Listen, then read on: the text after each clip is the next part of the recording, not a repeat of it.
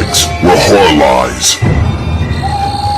Robin Georgia here with you, aka VHS82 apostrophe, with another review for BodyBags. I am your regular Wednesday evening host here at BodyBags. It is week 496, and it is theme week. It is exclusive to Shudder or Shudder Original.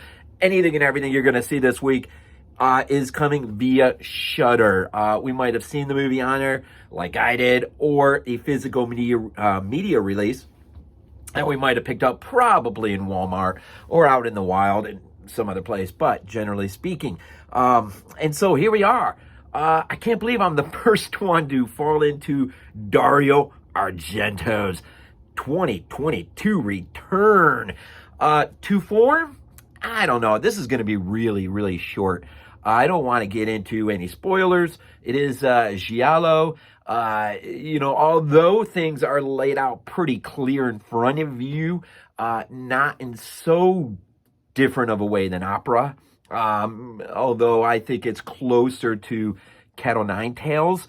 But I am dropping a link to Giallo Ciao Ciao podcast, which I'm just brand new to, but they did a spoiler-free pod. It's not even that long, but it's great.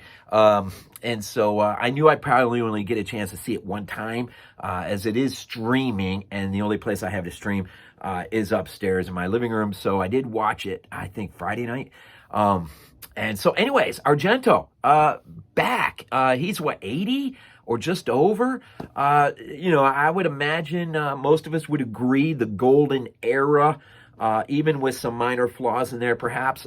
Probably 1970 to 1987. Let's say begin with Bird and end with opera.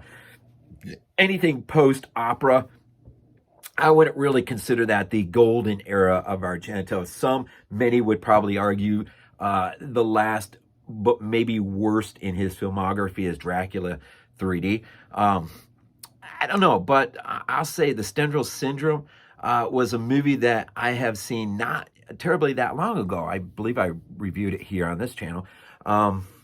Anyways, okay, spoiler free. Basically what you have here, and it's so glad just to see Dario back, even if it's just for one last hurrah. And it is a much better way to end than with Dracula 3D. But so really you have our protagonist, Ilenia Pastorelli, I think that's how you say it, Diana. She is a call girl. That's how she makes ends meet. And there is a killer out and about stalking prostitutes. We're never really given motivation. We're not really given outside of why he goes after her. That's laid out pretty obvious, not too far in. The opening moments of the film, well, anyway, so she's a call girl, and so her path and the killer's path will cross, and when they do, it becomes somewhat of a cat and mouse game to the final moments of the end film. But this film begins pretty ominously with a solar eclipse, in which it sets up really sort of an eerie vibe at the beginning. You have her driving along, and you kind of beyond her can see people looking up at the sun, and it just kind of sets this weird vibe, and ultimately she'll pull off and she'll get out and join others and look up, of course, with her dark glasses, hence the title of the film. And it's not too long after that that her path and the killer's path will cross. He actually attempts to kill her. She's able to get out of that situation, and as she's fleeing in her car, she's involved in a horrific accident, which ultimately, we don't know if it's permanent. We're led to believe permanent, but at least temporarily, she is struck blind, which completely upends her life, as you can imagine. But the only survivor of the car that she hit is this young little boy, Andrea Zhang, I think is his name.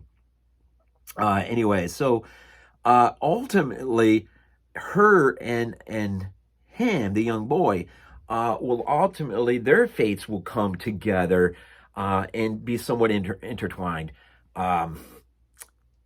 in terms of who is this killer. And it's not really so much of them hunting down the killer. It's much more, again, fate kind of crosses their paths again and takes us pretty quick to the sort of grand finale of things. Now, you know, I'm going to try to make this really quick. My big thing with this movie is I really wish, you know, this movie, like I said earlier, Cat o' Nine Tails, this movie is sort of a callback to a lot of not like whole films per se, but maybe pieces of films. And it's not like he's leaning back to copy for copying sakes. It's just, I don't know, it's just like certain scenes work out like that. And so, but he starts off with this really eerie vibe, and it's just this eclipse, but nothing's ever done with it beyond the scope of the laying out the beginning of the movie, which is really too bad. It's almost like they kind of weren't sure what to do. It's kind of like, well, we got to have her and the boy meet up, and she's got to get blind, and oh yeah, well, there's this really cool way to start the movie, and somehow in the writing things might have gotten lost a little bit. And I really wish, I don't know, it's just because the eclipse happens, but that's not how she becomes blind.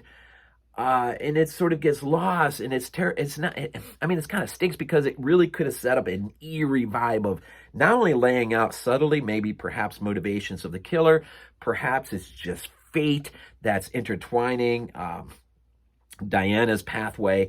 And of course, the lady that will come into her life as well, who will help her to get on her feet post being blind. Ultimately, some of the movie will end in her place. But there is this one scene too that, I don't know, is sort of a callback, you know, in a weird way to Suspira maybe. There's towards the end when they're fleeing from the killer, her and the young boy, and they happen to run right into, or they think they're gonna go into this waterway. I can't even remember when this movie takes place, but I have to imagine it's near the ocean, because apparently when they walk into the water to try to throw things off from the killer, they wander right into a nesting bed of sea snakes, which creates for a bit of a disturbing moment.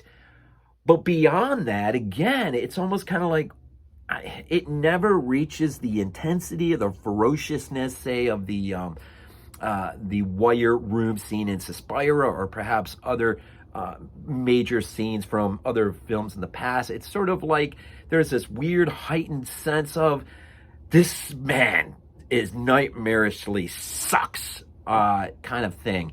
And then suddenly it's done and over with without any thought to what they just went through or any seeming injuries. It's weird. Anyways, so I mean, it just, I don't know. There's a lot of things you can nitpick with this thing, but ultimately in the end, you have Dario Argento back for perhaps, even if this is his last hurrah, he's back with another film, and perhaps you know, a capstone effect to his entire career. Maybe. We'll have to see what happens with this.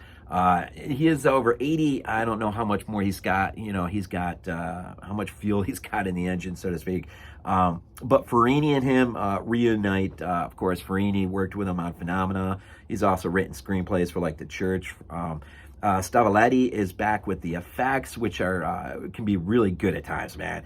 There's a throat cut scene that, man, is pretty gnarly, man.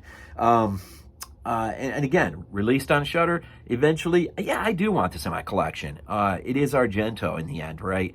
But I suggest to you, before you just grab it, if there's any way you can see it on Shudder, see it first. But ultimately, if you're a huge Argento fan, but you're not too stuck in that golden era of Argento, definitely give it a shot. It's got enough in there that makes it an interesting watch per se. So anyways, here in week 496 at BodyBags, it is Shudder exclusive and Dark Glasses, Dario Argento. By the way, seeing Evil Dead Rise later today, cannot wait. Anyways, as always, go Bills.